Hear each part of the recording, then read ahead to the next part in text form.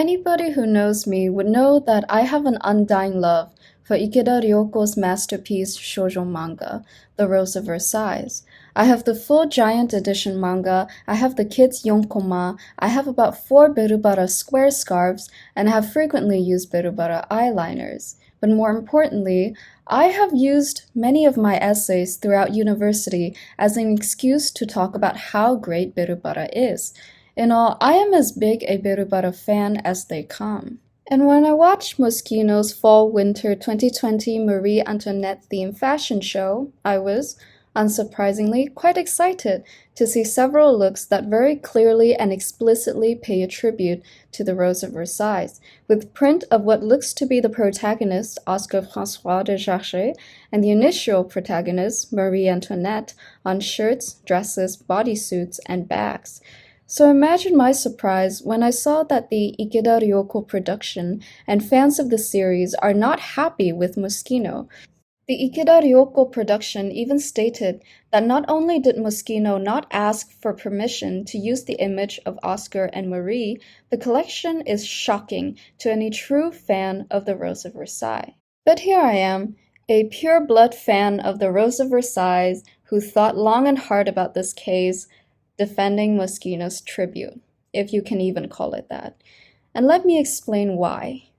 I loved the manga written by Ikeda Ryoko when she was just in her early 20s. It is without a doubt one of the most influential works to ever grace this medium.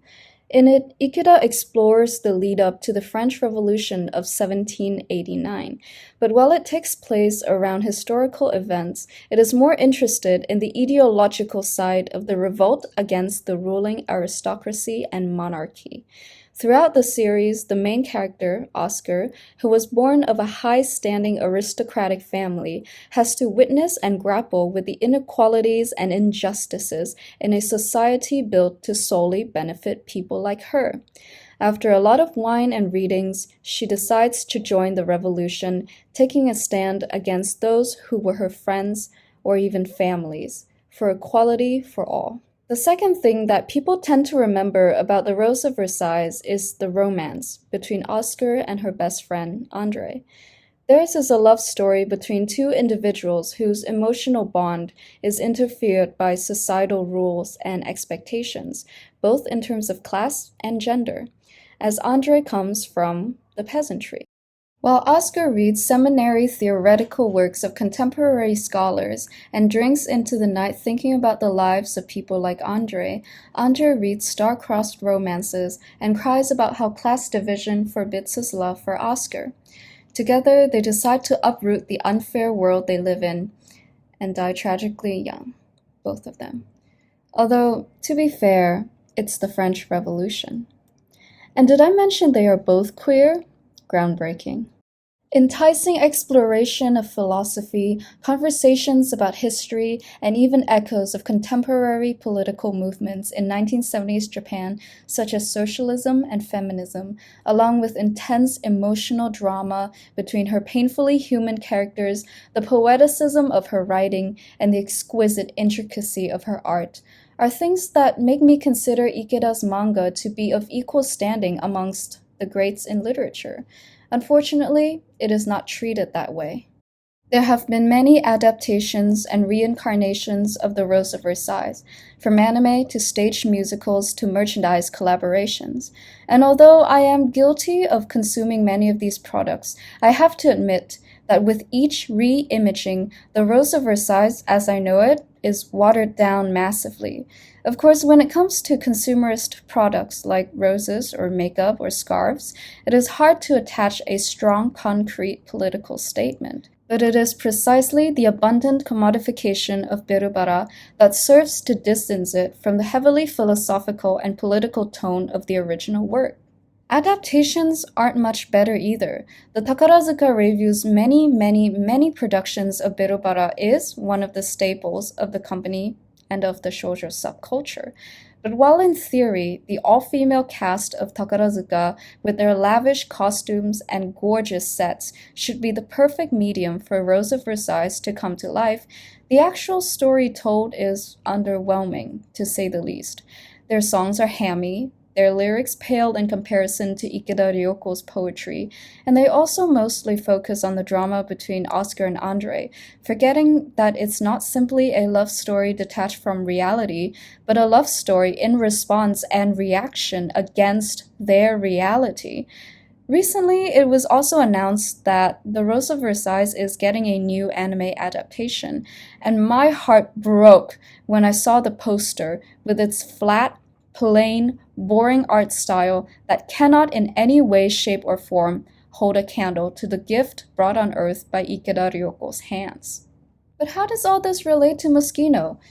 If you look closely at the prints, they certainly look like Oscar and Marie, but the style has been altered to make it look more similar to a commercial anime from the 2000s than the incredibly meticulous art style of Ikeda Ryoko. And frankly, it kinda looks like the poster of the upcoming BeruBara movie, maybe even more detailed and soulful than that. The characters are also slapped onto shirts with Moschino's brand name pasted right above. The print is mangled when it is made into things like dresses and corsets, resulting in the characters' faces being cut up and distorted. I think Moschino has never tried to hide that this is very clearly, deliberately, and intentionally an imitation of the Rose of Versailles' iconic image. So you have to ask the question, why? Why was it drawn that way? Why did they mangle it up? Why is it so quote unquote crude and vulgar and so ironically Moschino?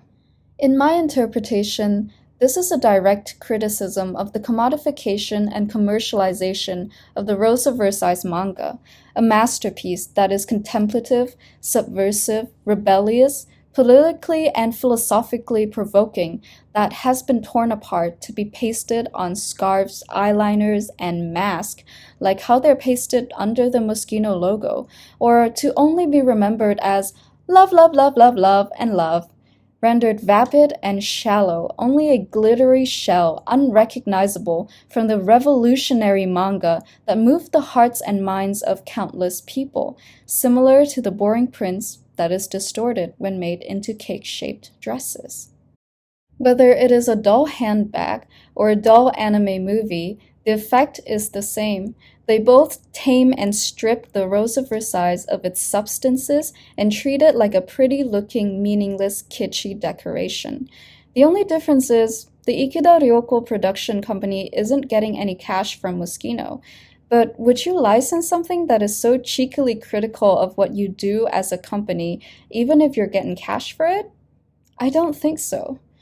If you consider Moschino's anime Antoinette line vulgar, then perhaps you should reconsider whether the mascaras, the animes, the musicals, etc.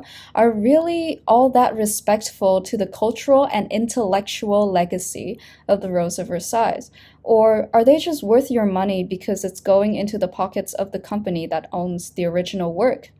Of course, you can still find these collaborations tasteful and ethical because they're also going to Ikeda Ryoko, and that's perfectly understandable. I completely support Ikeda's right to earn from her works.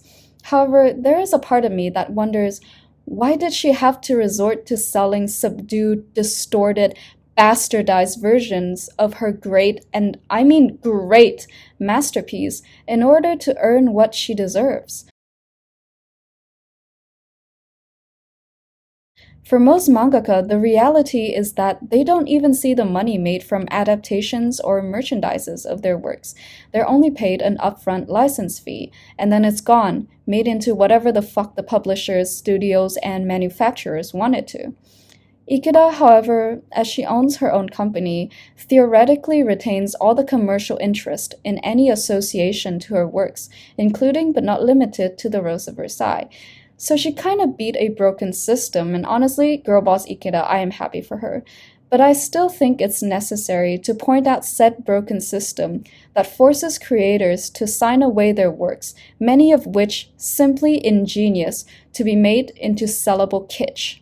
While being equally critical of my tendency to like buying BeruBara stuffs, I believe it's important to take a step back and see the harm that commodification of a manga is doing to its legacy, whether it's got the endorsement of the Ikeda Ryoko production or not. and it was Moschino's vulgar and crude anime Antoinette line that rang a sounding alarm in my ears about the bleak state of the legacy of the Rose of Versailles, along with many other mangas post-commercialization.